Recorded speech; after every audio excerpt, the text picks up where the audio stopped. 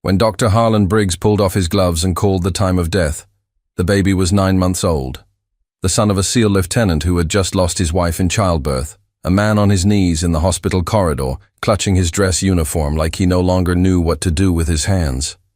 Nobody was paying attention to the new nurse, the one who had arrived from somewhere she never mentioned, who picked up extra shifts without complaint and looked away whenever anyone asked about her past.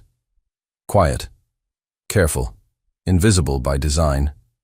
But she looked at that baby and saw something that years of training in extreme conditions had burned directly into her nervous system.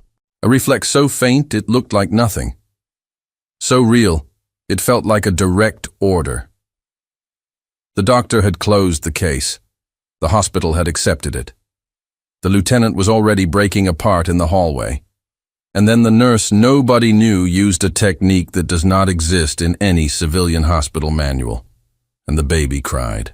If you believe some people carry more than anyone can see, hit that like button right now. Subscribe to Secrets of Silent Badges, and tell us in the comments where you're listening from, because this story was made for you. Welcome. The pediatric ward at Mercy General was the quietest floor in the building. Not peaceful. Quiet, the way a held breath is quiet. Machines beeped behind closed doors. Parents whispered in hallways. Nurses moved fast and spoke low because children were sleeping and some of them were not going to wake up, and everyone understood that without saying it. The new nurse had been there for 11 days. Her name badge said Claire Weston. The badge was slightly crooked. It always was. She never straightened it. She was 32 years old, 5'5", with light brown hair she kept in a loose braid that was never quite neat and bright blue eyes that stayed very still when she was thinking. She was lean in the way that people who have walked long distances in difficult terrain are lean, not fitness center lean, functional lean, the kind of body that had been asked to perform under conditions that most bodies never face. Nobody noticed that. They noticed the braid and the slightly crooked badge and the fact that she was always early for her shift and never asked for overtime pay even when she worked it. Dr. Harlan Briggs noticed her the way he noticed most nurses, which is to say he noticed whether she was in the way or not. Briggs was 51 years old and chief of neonatology at Mercy General. He had trained at Johns Hopkins and done his fellowship at Children's Hospital of Philadelphia, and he had been in this ward longer than most of the staff had been out of nursing school. He was not cruel in the way that some doctors are cruel. He was precise in the way that people who have been precise for a very long time start to believe that precision is the same as correctness. He did not like uncertainty. He did not like nurses who stood at the edge of a room and watched things with that particular stillness. He had not said anything to Claire yet. There had been no reason to. That would change before the end of the week. The SEAL lieutenant arrived on a Tuesday.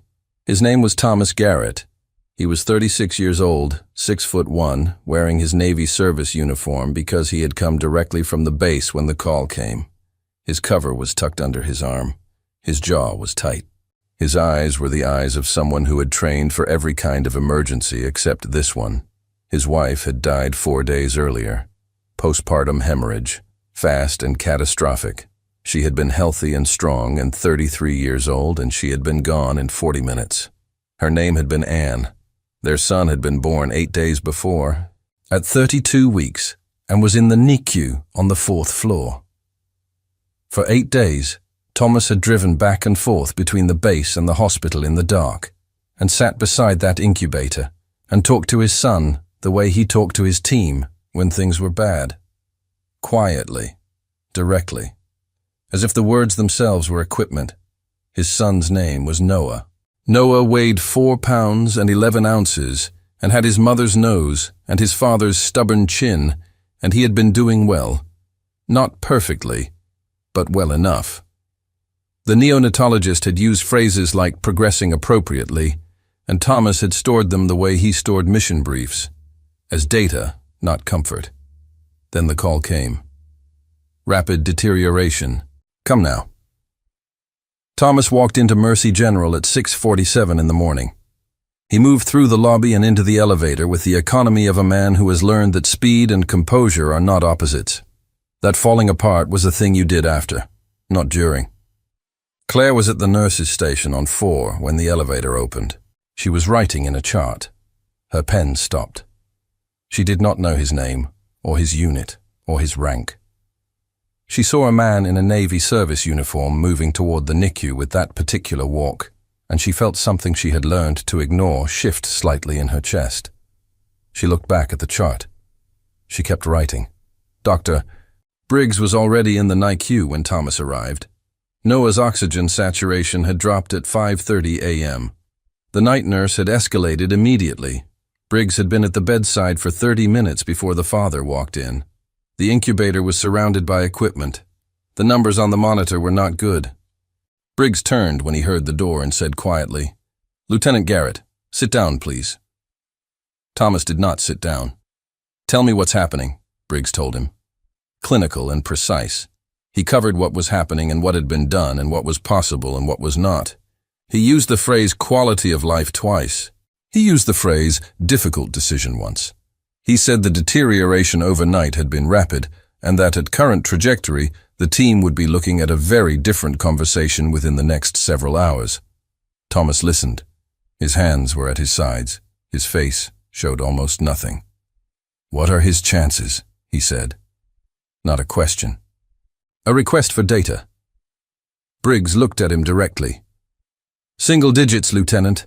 I want you to have that clearly." Thomas nodded once. He looked at his son. He did not say anything else. Claire came in at 7:15 to relieve the night nurse. She received the handoff quietly, reviewed the charts, moved to the periphery of the room. She reached Noah's incubator third. She looked at the chart. She looked at the monitor. She looked at the baby. Noah was very still. His color was wrong in the way that color is wrong when something at a cellular level is not doing what it is supposed to do. His breathing was shallow. The ventilator was assisting, and the numbers were marginal, and everything in the room was saying the same thing. Claire did not move for a moment. She stood very still and looked at Noah with the kind of attention that is not medical school attention. It was the attention of someone who has looked at people in extreme physiological crisis, in conditions where being wrong meant something final, where there was no one else to ask and no protocol to follow, and the only instrument available was judgment. Something moved. It was almost nothing. A microcontraction in the left hand, involuntary, lasting less than 1 second. The kind of thing that looks like artifact. The kind of thing a monitor does not catch, and a brain scan does not flag, and a doctor reviewing a chart at 6 in the morning does not see because he is looking at the numbers and not at the child. Claire looked at it. She looked again. She crossed to Dr. Briggs at the workstation. "Dr. Briggs." He did not look up. "Weston, I want to flag something on baby Garrett. I've reviewed Garrett. Chart is current. I saw a motor response a moment ago, left hand, involuntary contraction." Briggs looked up then. His expression was the expression of a man who has been interrupted by someone who does not understand what they have interrupted. At this stage of neurological decline, involuntary motor activity is a documented artifact of the dying process. That is in the literature and it is in the chart. I understand. I wanted to flag it. Noted. He looked back at his notes. "Continue your round, please." Claire stood there for 1 second. Then she turned and walked back to Noah's incubator. Thomas Garrett was in the family room at the end of the corridor. He was sitting in a plastic chair and not looking at anything. A chaplain had come and he had thanked her. A social worker had left a card and he had put it in his pocket. His commanding officer had called and he had said he was fine and ended the call. He was not fine. His wife was dead 4 days. His son was dying. He was sitting in a plastic chair in a hospital corridor wearing the uniform of the most effective fighting force in the history of the United States military, and there was nothing in all of that training that had any application in this room. He put his face in his hands. He did not make a sound. Claire walked past the open door at 8:40 carrying a supply tray. She stopped. She looked at him the way she had looked at Noah, with that very still attention that saw things rather than catalogued them. She did not go in. She kept walking. But something had shifted in her jaw. Something had become very quiet inside her. The way things become quiet just before a decision, and before the person making it admits they have already made it. Dr. Briggs called the team together at 9:15. Noah's numbers had continued to fall. The attendings were present. Thomas Garrett was standing near the wall in his uniform with his hands clasped in front of him and his eyes on his son. Briggs reviewed the case, thorough, precise. When he finished speaking, the room understood what he was recommending and why. He looked at Thomas. "Lieutenant Garrett, every intervention available to us has been applied. What we are discussing now is the question of comfort care." Thomas said nothing for a moment. Then, "He's still on the monitor." "Yes. The monitor still shows activity. Diminishing activity, Lieutenant. The trajectory—" "He's still on the monitor," Thomas said again, quietly. The way a man says something when he is not arguing, but when he is also not moving. Briggs nodded slowly. "We can continue observation, but I want you prepared for what that will likely look like." Claire was at the back of the room. She had not been called to the meeting. She was there because she had not left. She was watching Noah. She was watching very carefully. And she was thinking about a training exercise at Fort Bragg 12 years ago, in a scenario with no heat and no water, and a subject who had been classified as non-responsive for 9 hours, and what it had taken to understand that non-responsive and gone were not always the same thing. She had learned that distinction in conditions that did not allow for a second opinion. She had never been wrong about it. She looked at Noah's left hand. She looked at the monitor. She looked at Briggs, who had turned back to Thomas Garrett, already moving toward the language of closure. Claire set her jaw. She did not say anything. Not yet. Dr. Briggs called the time of death at 10:22 a.m. He did it the way he did everything. Precisely. He looked at the monitor, confirmed the flat line, noted the time on the chart, removed his gloves, and spoke to the room in a voice that was not unkind and was not warm. It was the voice of a man delivering a fact. "Time of death, 10:22 a.m., baby Garrett." Someone turned off the ventilator. The sound it made when it stopped was very small. Thomas Garrett did not move. He was standing 3 feet from the incubator, and his hands were at his sides, and his eyes were on his son, and he did not move at all. He had the stillness of someone trained not to react in the moment of impact, to absorb and process, and then act. But there was nothing to act on. There was no mission.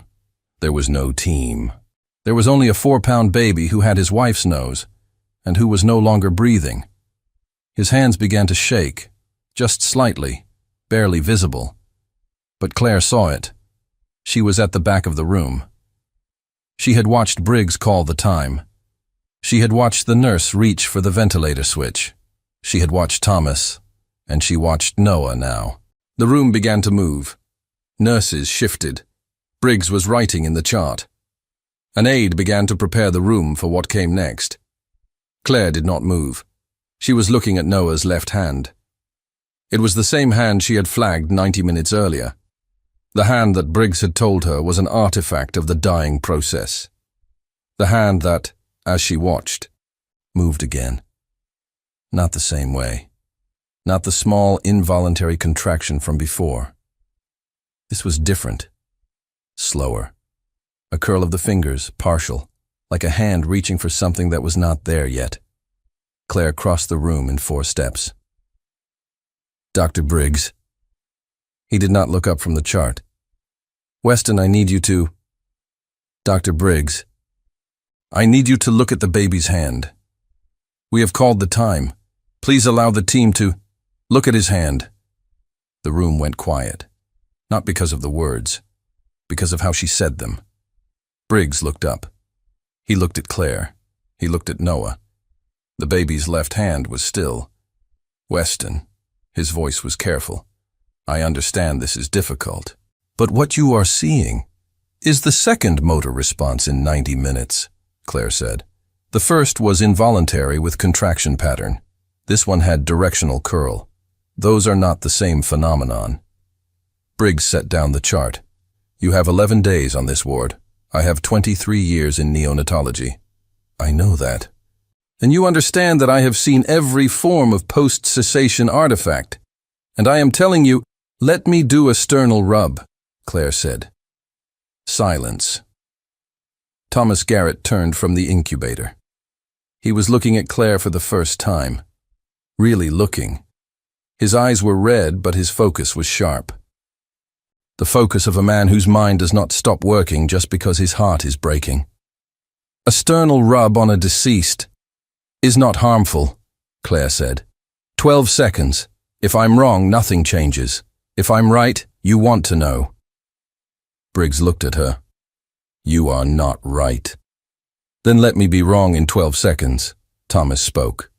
Let her do it. Quiet. No waver. The voice of a man who has made a decision and closed the door behind it. Lieutenant, I strongly advise. She said 12 seconds, Thomas said. Let her do it. Briggs stepped back. Claire moved to the incubator. She was very calm.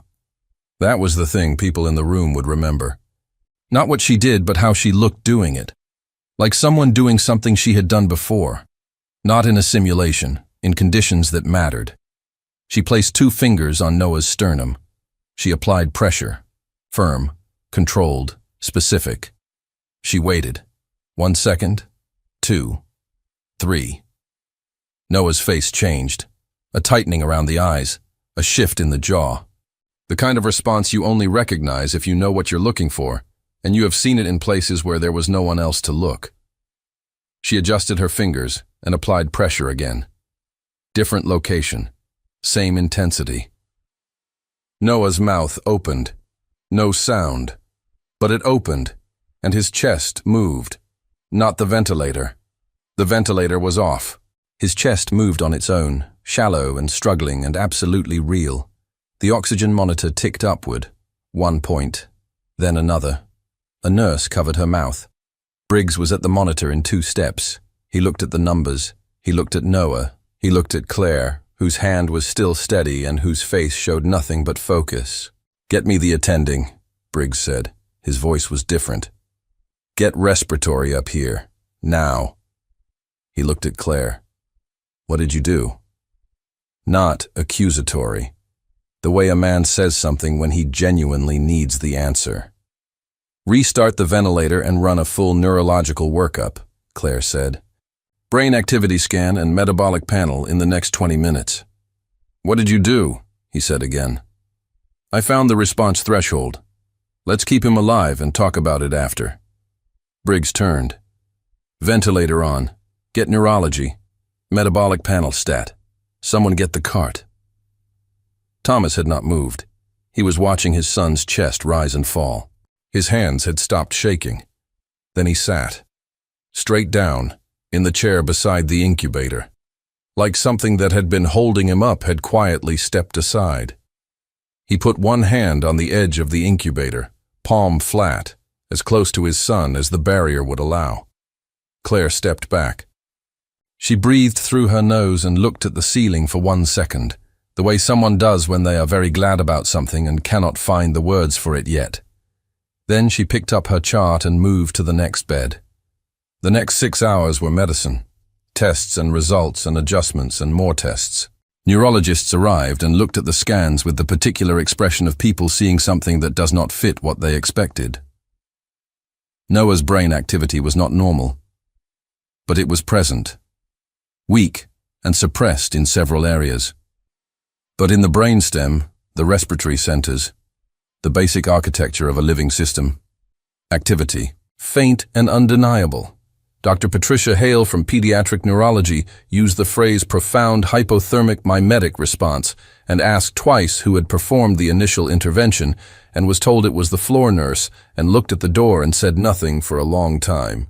Briggs ran every test he had. He ordered things and reviewed results and did not look at Claire unless he needed to give her a direct instruction. She did not require his approval. She monitored vitals, adjusted ventilator settings when the numbers shifted, flagged 2 anomalies before the monitors caught them. At 2 in the afternoon, she got Noah's saturation to hold steady above 92% for 11 consecutive minutes. It was not a cure. It was a foothold. Thomas sat beside the incubator for all 6 hours. At 3 in the afternoon, he looked up and found Claire at the supply station across the room. "Hey," he said. She looked up. "What you did this morning," he said. His voice was careful. "I need to understand what that was." Claire crossed the room and stood near the incubator and looked at Noah before she looked at Thomas. "Your son went into a state of profound physiological suppression," she said. "Deep enough that standard protocols read it as cessation. But the response threshold was still there. Very faint, very specific." "How did you know to look for it?" Thomas said. Claire looked at him directly. "I've seen it before." Thomas studied her face. He had eyes that had spent a long time reading people in situations where reading them incorrectly had consequences. "Where?" he said. She held his gaze. "Somewhere I'd rather not discuss on a pediatric ward." A pause. Thomas looked at his son, then back at her. "Understood," he said. The way a man says it when he actually understands, and not just the words. "Is he going to make it?" he said. Claire was quiet for a moment. "I think he wants to," she said. "I think he's fighting very hard. And I think that matters more than anything I can tell you right now." Thomas nodded. He did not ask anything else. But he watched her walk back across the room with the eyes of someone who has filed away a piece of information that he is not done with yet. The word spread the way words spread in hospitals. Not through announcement. Through the particular silence that forms around something that does not have a clinical explanation.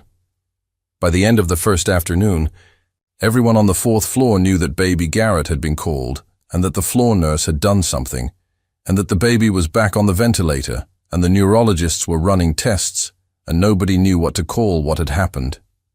Nobody asked Claire directly. She was not the kind of person people asked. She had 11 days of careful invisibility behind her, and she moved through the ward with the same braid and the same slightly crooked badge, and the story seemed to slide off her, the way water slides off something treated not to absorb it. Dr. Briggs found her at the end of her shift, 6:40 in the evening. The ward had quieted. Monitors beeped steadily. The overhead lights had dimmed to the softer night setting, and the building had the feeling of settling into itself. Briggs was standing by the nurse's station with a file folder in his hand, and an expression she had not seen on him before. Not precise, something else. Something that looked, from a certain angle, like a man who has encountered a fact that has moved the walls slightly, and is still deciding what to do about it. "Weston, Dr. Briggs." The neurological workup came back. "I saw the results." "Then you know that Hale's preliminary read is consistent with a pattern she has seen in only 2 other cases, both in academic literature, neither in a pediatric patient." Claire said nothing. "She wants to know what technique you used," Briggs said. "The precise pressure points, the sequence, the angle. She wants it documented." "I can write it up," Claire said. "She also wants your clinical background, where you trained, what programs you completed. Because what you did this morning is not in any nursing curriculum she is aware of." Claire looked at him. Briggs looked at her. "Where did you learn that?" he said. The question sat between them. Claire picked up her bag, pulled the strap over one shoulder. She looked at Briggs with the look of someone who has answered this question many times in the privacy of their own head, and has a very clear position on whether to answer it out loud. "I'll have the write-up on your desk by morning," she said. She walked toward the elevator. Briggs watched her go. He did not call after her. But he stood at the nurse's station for a long moment after the elevator closed, turning the folder over in his hands, with the expression of a man who has just realized he does not know very much about the woman who has been working on his ward for 11 days. Thomas Garrett was in the parking structure when Claire came out. He was sitting on the hood of a dark blue truck, still in his service uniform, his cover on the seat beside him. Not doing anything, just sitting in the orange light of the structure with his hands on his knees, the way a person sits when they have nowhere they need to be and nowhere they want to go. He saw her when she came through the door. "Nurse Weston," he said quietly. She stopped. Lieutenant Garrett, I thought I'd missed you, he said. I've been out here about an hour. She walked toward him, stopped a few feet away, hands in the pockets of her scrubs. How's he doing? Thomas said. Stable. Numbers held through the afternoon. Hale's running a second scan in the morning. Thomas nodded. She told me the same thing. A pause. She used a lot of words I had to look up. That's usually a good sign, Claire said. It means she's thinking about possibilities, not certainties. Yeah. He turned his cover in his hands. I've been sitting here trying to figure out what to say to you. You don't have to say anything. I know I don't have to. I want to. He looked up at her. You gave my son back to me this morning. That's not nothing. I'm not going to pretend it's nothing. Claire looked at him for a moment. He gave himself back, she said. I just found the door. Thomas was quiet. That thing you said, he said slowly, about seeing it before. In somewhere you'd rather not discuss on a pediatric ward. Yes. I've seen people who know how to be still under pressure. The way you were this morning. The way you talked to Briggs. The way you moved when you went to the incubator. A pause. I know what that is. I know where it comes from. It doesn't come from a nursing program. Claire said nothing. I'm not asking you to confirm anything, Thomas said. I'm not asking you to explain yourself. I have a lot of clearance, and I'm very familiar with the concept of not discussing certain things in certain settings. His voice was steady and direct. I just want you to know that I see it. Whatever it is, I see it. The parking structure was very quiet. A car started on the level below. Headlights swept across the concrete ceiling and were gone. Claire looked at Thomas Garrett.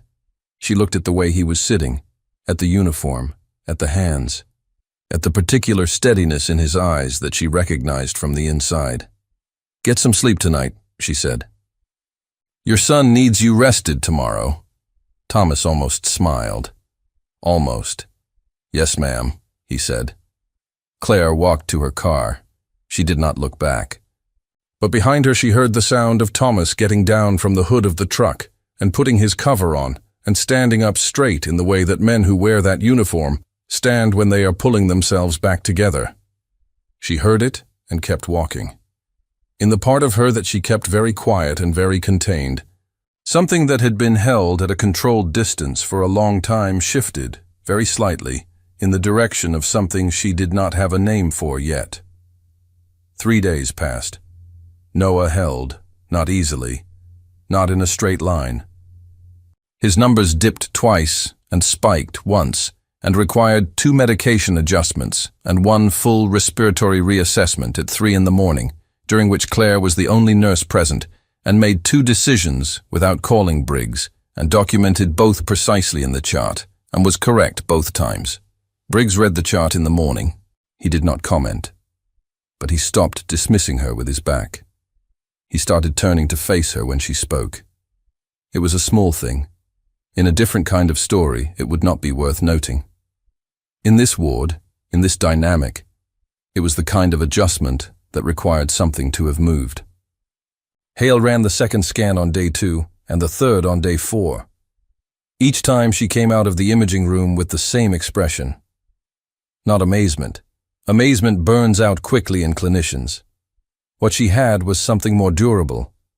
A focused, serious interest in a thing that was behaving in a way she did not fully understand and intended to understand. On day 4, she stopped Claire in the hallway. The stimulation sequence you used, Hale said. The write-up you gave Briggs. I've been reading it. All right, Claire said. The pressure angles you describe in points 2 and 4. Those correspond to a somatic marker protocol that DARPA ran a study on in 2019. The study was published with significant sections redacted. Hale looked at her with calm, precise attention. It's not a nursing technique, she said. Claire met her eyes.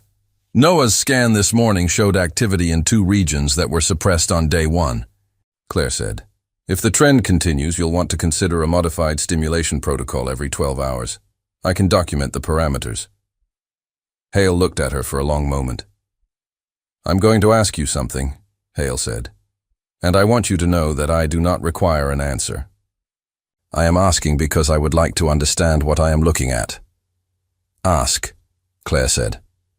What program were you part of? Hale said. Claire looked at the wall above Hale's left shoulder for 1 second, then back at her. I'll have the modified protocol on your desk this afternoon, she said. Hale nodded slowly. Of course, she said, and she did not ask again. But that afternoon, when Hale reviewed the protocol and made 3 separate calls to colleagues she did not name out loud, and sat for 20 minutes in silence with the file open in front of her, there was an expression on her face that was something between professional recognition and something older and more human. She had been doing medicine for 30 years. She had never had a floor nurse leave a document on her desk that she could only partially read. The man arrived on day 6. He came in the morning, before visiting hours, in a dark suit and a government-issue ID badge on a lanyard that he did not show to the front desk because he did not need to. He walked through the lobby with the particular confidence of someone who has been admitted to buildings that did not want to admit him and has stopped finding it notable. His name was Warren Holt. He was 54 years old, grey at the temples, with the build of a man who had once been in excellent physical condition and had maintained enough of it to be relevant. He carried a leather portfolio. He did not look like a doctor. He was not a doctor. He took the elevator to the 4th floor and went directly to the nurse's station without asking for directions. Claire was at the station when he arrived. She looked up from the chart. She looked at the badge. She looked at the portfolio. She looked at his face. Something in her went very still. Not the good kind of still. The kind that is preparation. Nurse Weston, Holt said. His voice was pleasant, controlled. The voice of a man who has practiced being pleasant to people he does not need to be pleasant to because it is more effective than the alternative. Can I help you? Claire said. I hope so, he said. I'm here about baby Garrett. Claire set down the chart. Family inquiries go through the attending. Dr. Briggs is here until 3. I'm not family, Holt said, and this isn't a family matter. He opened the portfolio on the counter. Inside was a single sheet of paper with a heading she recognized and a clearance designation she recognized even more. She looked at the paper. She looked at him. I'd like to speak with you privately, he said. It won't take long. They used the conference room at the end of the hallway. Claire sat. Holt stood near the window with the portfolio closed, looking at her the way someone looks at a person they know considerably more about than the person suspects. The intervention on day 1, he said. The sternal pressure sequence. The somatic response protocol. I've documented the technique for Dr. Briggs and Dr. Hale, Claire said. It's in the chart. I've read the chart. What you wrote is accurate and incomplete. The pressure angle on point 4 corresponds to a protocol developed under a program classified since 2017. He looked at her steadily. That program has 14 certified practitioners in the United States. You are one of them. Claire said nothing. Your name in the program is not Claire Weston, Holt said. Your name is Staff Sergeant Claire Moreau, SEER Level C Instructor, Fort Bragg, assigned to the program in 2018. You left operational status in 2022 under a medical separation that was, for reasons you understand, arranged to look different than it was. The room was very quiet. What do you want? Claire said. Holt sat down across from her. When he sat, his demeanor shifted in a way that was small and significant. He was no longer managing her. He was talking to her. The program wants to know you're all right, he said. That's not why you're here, she said. No, he said. It's not. He folded his hands on the table. What you did on day 1 is going to attract attention. Hale made calls. 2 of the people she called made calls. One of those people called someone who called me. He paused. There are people very interested in the technique you used. Not all of them are friendly. I've been a floor nurse for 11 days, Claire said. You've been a floor nurse for 11 days in a ward, where a SEAL lieutenant's son declared deceased came back on the ventilator after an intervention nobody can fully explain. Holt's voice was even. That is not invisible, Sergeant. Claire looked at the table. He was alive, she said. The baby. He was alive and nobody was looking at him. I know, Holt said. I'm not here to criticize the decision. I'm here because the decision has consequences. What consequences? Claire said. Holt opened the portfolio and slid a photograph across the table. Claire looked at it. Surveillance photo. The parking structure outside Mercy General. A dark blue truck. Thomas Garrett on the hood in his service uniform. And Claire walking toward him. Taken 4 days ago, Holt said, by someone who is not with us. Claire picked up the photograph, set it back down. Who? She said. A contractor, Holt said, affiliated with a group monitoring the SEAL community since last year, specifically interested in personnel with recent contact with the program you were part of. He paused. They don't know who you are yet. Oh, who? But they know a nurse did something they can't explain. And they know that nurse spoke to a SEAL lieutenant in a parking structure afterward. And they are asking questions. Claire was very still. Noah, she said. The baby is not the target, Holt said. But the people around him may become vectors. Claire looked at him directly. What are you telling me to do? I'm not telling you to do anything, he said. I'm informing you of a situation. What you do with that information is a choice you get to make. He closed the portfolio. You've been making choices about your own situation for 2 years. I respect that. I'm not here to take that away. But, Claire said, but there are people in this building in proximity to something that has drawn attention, Holt said. And you know what attention from this direction looks like and what it can cost. He stood. He put a card on the table. Plain white, a phone number, nothing else. I'll be in the city for 48 hours, he said. If you want to talk, call. If you don't, I'll be on a plane Thursday morning, and this conversation will have happened the way a lot of conversations happen. He looked at her. Like it didn't. He left. Claire sat at the table. She looked at the card. She looked at the door. She thought about Noah. 4 pounds and 11 ounces. His mother's nose. His father's stubborn chin. A chest that had moved on its own when the ventilator was off, and the room had already decided the story was over. She thought about Thomas in the parking structure. I see it. Whatever it is. I see it. She thought about a hillside in North Carolina 12 years ago, and a man who had been breathing for 9 hours in conditions that should have killed him in 3, and what it had taken to understand that the body holds on to things that the mind has already let go of. She thought about what that knowledge had cost her to acquire, what it had cost her to carry, the 2 years of quiet wards and fluorescent light and slightly crooked badges that she had spent trying to carry it somewhere that did not hurt. She picked up the card. She put it in her pocket. She went back to the ward. Briggs was at the nurse's station. He looked at her. She looked at him. Garrett's numbers are up, he said.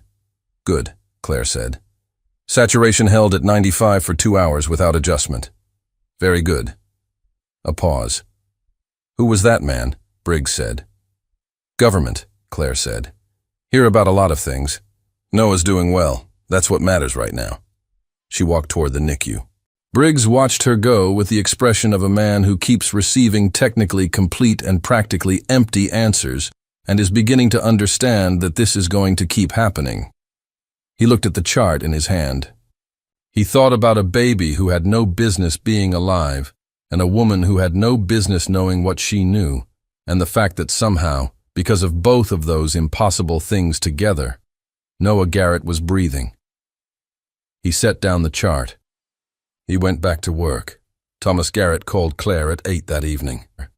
She was in her car in the hospital parking structure, engine off, the card from Holt on the passenger seat. She looked at his name on her phone screen for 1 ring. She answered. Lieutenant, she said. I got a call today, Thomas said.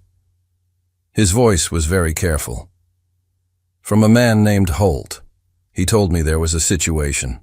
He told me that people were asking questions about Noah and about you. He told me that depending on certain choices, things could develop in ways that would be bad for people I care about. A pause. He asked me to encourage you to make a particular choice. What choice? Claire said. He didn't specify, Thomas said. He just said I should tell you that Noah and I would be fine, that you don't need to stay for our sake. Is that what you're telling me? She said. Thomas was quiet for a moment. No, he said. That's what he asked me to tell you. A pause. What I'm telling you is that you saved my son's life. What I'm telling you is that whatever you are, whatever you've done, whatever it is that you're carrying, it matters.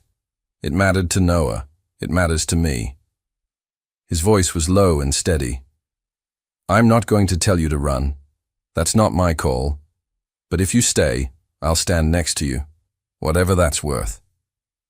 Claire looked at the card on the passenger seat. She looked at it for a long time. Get some sleep, she said. You too, Thomas said. She ended the call. She sat in the dark of the parking structure. Then she put the card in the glove compartment and turned on the engine and drove home. She noticed him on day 8. The contractor was standing near a support column on the second level of the parking structure, holding a phone. He was dressed like someone who did not want to be noticed, which meant he had thought carefully about appearing careless, which meant the clothes were slightly too right, the jacket a fraction too plain, the stance a fraction too relaxed. Claire came out of the elevator and saw him and walked to her car without changing her pace or the expression on her face or the angle of her shoulders. She drove home. She sat in her apartment for 40 minutes going through what she remembered about the structure's entry and exit points, the lines of sight, the camera placement, the pattern of foot traffic at that hour. She was not panicking. She was doing what she had been trained to do, assess before acting. It was also the thing that had kept her alive in places where those two things were directly connected. Then she called Thomas. The parking structure, she said. Level 2, northwest column. Dark gray jacket, navy pants.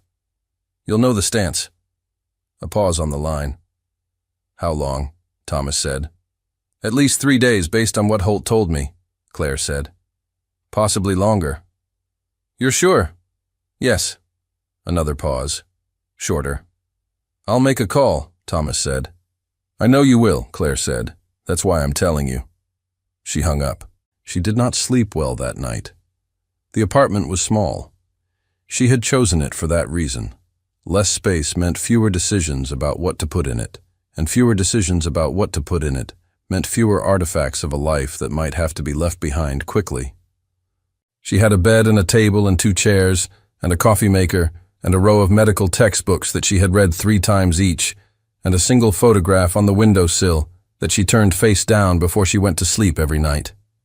The photograph was of 3 people standing in front of a building in North Carolina. She was one of them. She was smiling in it. She did not fully recognize the person who was smiling. She lay in the dark and thought about what Holt had said about choices and what Thomas had said about standing next to her and what it meant that she had not called the number on the card.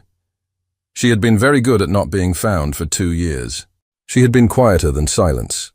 She had shown up to this ward 11 days ago with a slightly crooked badge and a loose braid, and the intention of helping children get better and not being any more than that. Not more than a set of capable hands and a body that showed up on time, and a past that nobody would ever ask about. And then a baby's left hand had moved, and she had not been able to leave it alone. She understood, lying in the dark, that this was not a weakness. She had spent 2 years trying to decide whether it was. It was not. The thing that had made her impossible to be around in the program. The thing that had made her leave. The thing that had made her choose fluorescent light and quiet wards over everything she had been built to do. It was the same thing that had looked at Noah Garrett's hand and said no. That was not a weakness. That was the thing itself. She turned over and closed her eyes. She slept. The call came at 5:48 a.m. Thomas. The man in the parking structure, he said. He's gone. NCIS picked him up last night. He had surveillance material going back 19 days, photographs and recordings. You in the ward, you with Noah, you and me in the parking structure. What did they find? Claire said. Enough to identify the group, Thomas said. Enough to move on them. There were 3 more contractors. 2 are already in custody. The 3rd is being handled. How long did you know? Claire said. I suspected since day 4, Thomas said. I confirmed it yesterday after your call. You should have told me. I should have, he said. I made a judgment call. I thought you'd pull out if you knew the scope. I might have, Claire said. I know, he said. That's why I made the call I made. I'm not apologizing for it, but I'm telling you now. Claire looked at the window. The sky was the deep blue that comes just before the first gray. Is Noah safe? She said. Noah is safe. 2 people in the building. His ward is covered. Good, Claire said. A silence. There's something else, Thomas said. Holt wants to meet. Today. He says the situation has moved and there are decisions to make and he wants you present for them. He was specific about that. He wants you present, not just informed. Claire stood up from the edge of the bed. She walked to the window. She thought about a conference room and a plain white card and 2 years of fluorescent light and the particular quality of a silence that you choose versus a silence that is chosen for you. Where? She said. Hospital, conference room B, 8 a.m. I'll be there, Claire said. She dressed in her scrubs. The drive to the hospital at 7 a.m. took 18 minutes. She knew every light. The route had become something she did not need to think about, which meant her mind went somewhere else on the way, which was something she had learned to manage carefully because somewhere else was a place with rough edges. That morning she let it go. She thought about a field exercise in North Carolina in February, the 2nd year of the program, so cold that the debrief had taken place inside a vehicle because 3 of the candidates could not maintain fine motor control. She had been one of the 2 who could. She thought about what her instructor had told her afterward. You know what separates you from the ones who couldn't hold the pen? She had waited. You didn't decide you were cold, he said. You decided you were useful. She had thought about that for 3 years before she fully understood it. She understood it now. She parked the car. She went inside. She stopped at the NICU first. Noah's saturation was 96, the best it had been since day 1. The overnight chart was clean. Claire reviewed it, made 1 note, and stood at the incubator for a moment and looked at him. 4 pounds and 14 ounces now, 3 ounces in 8 days. His left hand was open and resting on the warming blanket, and the fingers were relaxed and still, and there was nothing extraordinary about it. There was everything extraordinary about it. She looked at the hand. She thought about a precision that she had spent 2 years deciding she wanted to leave behind, and the fact that the precision had looked at a dying baby's hand and said no, and the fact that she would make that choice again tomorrow and the day after, and every day she had left. She was not the thing she had been. She was also not the thing she had tried to become. She was something in between. Standing in a pediatric ward at 7:28 in the morning, looking at a baby who was alive because she had refused to look away. She was not sure yet what to call that. She was beginning to think it might be enough. She turned and walked toward the elevator. The hallway outside the NICU was empty except for 1 figure near the nurse's station. Briggs, in his coat, chart in hand. He looked up when he heard her. He looked at her for a moment. I read the overnight notes, he said. Saturation is good, Claire said. I know. I also know that the note you made at 3:17 caught a respiratory variance the monitor had not yet flagged, and that the adjustment you documented was correct and had no clinical basis in anything I have seen you read or study or reference in 11 days on this ward. Claire looked at him. He looked at her. I'm not asking you anything, Briggs said. I decided last night I'm not going to ask you anything. I'm going to tell you something instead. All right, Claire said. I have been the chief of neonatology at this hospital for 9 years, he said. I have seen colleagues with 20 years of experience miss what you caught on day one. I have seen residents read textbooks for a decade and not understand what you knew in seconds. He paused, precise and entirely without performance. I don't know who you are or where you come from, but I know what you did for that baby. And I know that this ward is better because you are on it. He turned back to the chart. Conference room B, he said. End of the east corridor. Second door on the left. Claire looked at him. Thank you, she said. Briggs gave a single nod. Claire walked down the hallway.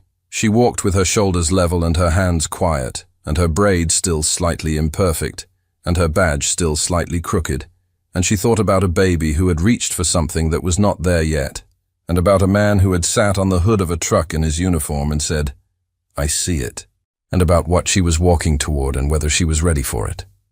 She pushed open the door to conference room B. Thomas was there. Holt was there. 2 others she did not know but recognized by the quality of their stillness. The way she would always recognize people built the way she was built, shaped by the same particular demands and the same costs. They all looked at her when she came in. She looked back. She sat down. She was ready. The meeting in conference room B lasted 47 minutes. Holt spoke for most of it. He laid out the situation the way people trained to brief layout situations, in sequence, without editorializing, covering what was known and what was assessed and what was still open. The contractor network had been disrupted. The group behind it was known and being addressed through channels Holt did not name. The material the contractors had collected would be reviewed and contained. Claire asked 3 questions.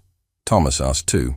The others in the room did not speak except once, when one of them, a woman with short grey hair and the particular economy of movement that comes from having been in difficult places for a long time, slid a folder across the table to Claire.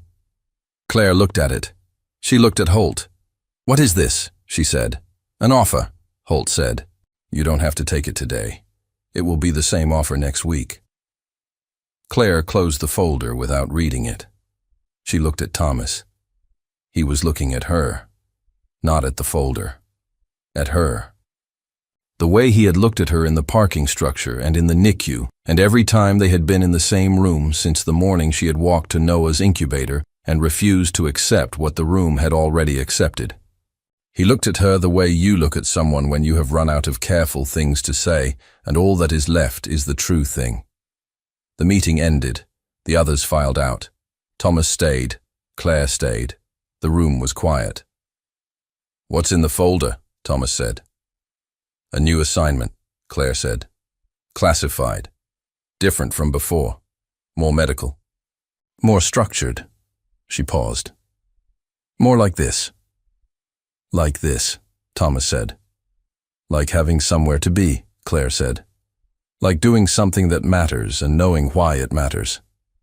She looked at the folder on the table. They want me to train practitioners. What I know about the SEER protocols, the pressure thresholds, the response techniques, documented and passed on. Is that what you want? He said. It was such a direct question. Claire had spent 2 years avoiding direct questions. She had learned to move around them, to give answers that were technically true and practically empty. She was very good at it. She looked at Thomas Garrett. She decided in that moment not to do it. I don't know yet, she said. But I stopped running 3 days ago and I haven't fallen apart, so maybe that means something. Thomas looked at her. It means something, he said. The folder sat on the table between them. Neither of them reached for it. 3 weeks passed. Noah went from 4 pounds and 14 ounces to 6 pounds and 2 ounces. His saturation held steady above 93% without ventilator assistance for 6 consecutive days before Hale trialed him on room air. He lasted 14 hours. Briggs reviewed the results in silence. Then he said quietly that the previous record for a patient with Noah's day 1 presentation was 4 hours. Claire was at the nurse's station when he said it. She did not say anything. She went to check on Noah. He was awake. not the unfocused wakefulness of a newborn. This was different. This was the particular intensity of something that has been somewhere very dark and very far, and has come back from it, and is now looking at the world with the specific attention of something that has decided to stay. His eyes were dark blue. Anne's eyes. Thomas had told her that. His hands were open. Claire stood at the incubator for a long time. She talked to him the way she talked to him when nobody else was on the ward. Quietly, about nothing important. About the color the sky turned in early morning on the drive-in. About a hawk she had seen on a signpost in the rain, not going anywhere. Just sitting in the wet and the cold and not seeming to mind. About what it felt like to drive to work now instead of to a training site. How she still reached for things that were not there in the mornings, and how the weight of that was getting smaller. Not the reflex, but the weight of it. She talked to him because he listened. That was the thing about Noah. He listened the way babies only listen when they have been somewhere that teaches you the value of sound. Thomas came in at noon. He was in civilian clothes today. Dark jeans, a gray shirt. A jacket slightly too thin for the weather because men who are used to operating in cold do not always dress for it in ordinary life. His hair was not perfectly in place. He stood beside her at the incubator. He looked at his son. Noah looked back. Thomas made a sound that was not quite a laugh, and not quite anything else. He put his hand on the edge of the incubator, palm flat, as close as the barrier would allow. He looks different today, Thomas said. Different like he's decided something, Claire said. Yes, Thomas said. Exactly like that. They stood together in the quiet of the NICU. The monitors beeped. The ventilator cycled softly. Outside the window, the sky was the pale, clear blue of early November, high and cold and very clean. I talked to Holt, Thomas said. I know, Claire said. He told me. Then you know what I told him. You requested a local assignment, Claire said. Extended. Minimum 12 months, Thomas said. He offered 6. I told him 12 was the minimum, and he could find someone else for the other options. He agreed to 12. Claire looked at the incubator, at Noah's hands. Why? She said. Thomas looked at her. You know why, he said. She did know. She had known since the parking structure, since the moment in the pre-dawn dark when she had heard him stand up straight and put his uniform back on. Since the first morning she had seen him in the elevator and felt something she had learned to ignore shift slightly in her chest and had looked back at her chart and kept writing anyway. She had known, and she had been careful about it because she was good at being careful, and because caring about things had costs she understood very precisely. I don't have a clean past, she said. I know, Thomas said. I don't know what my assignment looks like in 6 months, where I'll be, or for how long, or whether I come back the same. I know, he said. I know what that is. From the inside. A pause. I'm not asking for certainty. I'm not asking for a plan. I'm asking if you want to find out. Claire looked at Noah. Noah looked back. His hands were open and still, and the monitors showed all the right things, and outside the window the November sky held steady and blue. When Anne died, Thomas said. His voice did not break, but it changed. It became the voice of a man who is carrying something enormous and has decided to set it down for a moment in the presence of someone he trusts to see it. When she died, I thought that was the end of everything that mattered. I had her, and then I didn't. And whatever came next was just time. He paused. And then there was Noah. And Noah needed me in a way I understood. I could hold that. Just him. That was enough, I thought. He was quiet for a moment. And then you walked into this NICU with a slightly crooked badge, he said, and you looked at my son with those eyes that see everything, and you refused to accept what the room had already decided, and he came back. His voice was very low. He came back. And I've been trying to understand what that means ever since. The room was very quiet. Claire looked at him. at the hands that had been shaking beside the incubator and steady beside the truck and folded on the conference table, at the face that had been trained to show nothing and still showed everything when it was looking at his son. She looked at him the way she had looked at Noah's hand on day one, with the attention that sees what is there rather than what is supposed to be there. "I'm not easy to know," she said. "I know that," he said. "I'm not easy either. I have things I don't talk about." "So do I," he said. "Some of mine are classified," she said. Thomas almost smiled. "Mine too," he said. The monitor beside the incubator made a soft sound. Noah shifted. His fingers curled slightly, the same way they had curled on day one when the room had already given him up, reaching for something that was not there yet. Claire looked at that hand for a long moment. Then she looked at Thomas. "Okay," she said. Thomas was quiet. "Okay," she said again, steadier this time, like a decision being made in full, with all its costs understood and accepted and the door closed behind it. Thomas exhaled. It was a very small thing. The exhale of a man who has been holding his breath for 3 weeks and has finally been told he is allowed to stop. He did not reach for her hand. He did not move. He just stood beside her at the incubator with his palm flat on the edge and his eyes on his son and the November sky blue through the window and the monitors beeping steadily and the ward quiet around them. Noah's fingers relaxed again, open, resting, present. In the hallway, Briggs glanced through the NICU window. He saw the nurse and the SEAL lieutenant standing side by side at the incubator. Not touching, not speaking, just present in the particular way of two people who have arrived somewhere together without quite realizing they were traveling. He looked at the saturation reading through the glass. 97, the highest it had ever been. He did not say anything.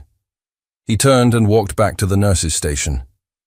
He had been a precise man for a very long time. He had built a language for what he saw and a framework for what could not be explained and applied one to the other with the diligence of a man who believed that understanding was the highest form of respect. He did not have a framework for what was happening in that room. He was beginning to think that was all right. Some things do not need a framework. Some things just need to be witnessed. Weeks became a month. Noah came home.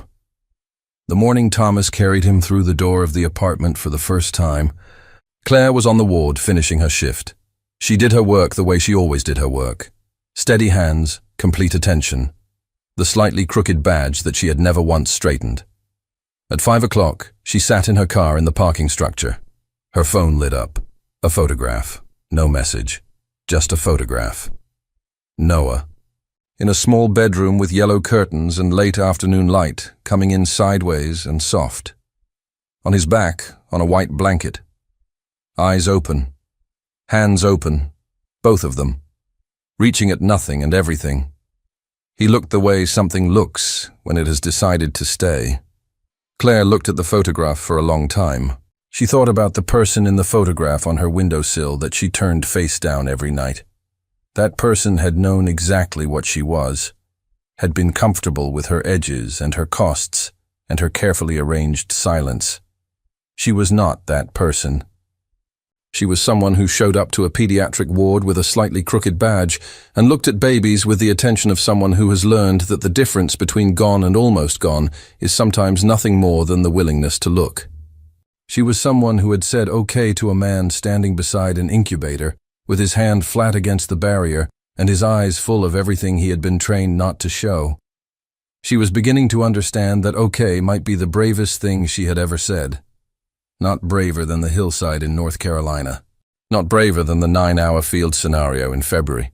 Not braver than 2 years of fluorescent light and slightly crooked badges and starting over in the quiet. Braver in a different way. The way it is brave to let someone see you. The way it is brave to stay. She put the phone in her pocket. She started the engine. She drove home through the November evening with the city lit up around her and the sky going dark overhead and the radio playing something she did not recognize but did not turn off. And she thought about a baby who had reached for something that was not there yet, and found it anyway. And she thought about what it means to hold on to something the world has already decided to let go. She thought about what it means to stay.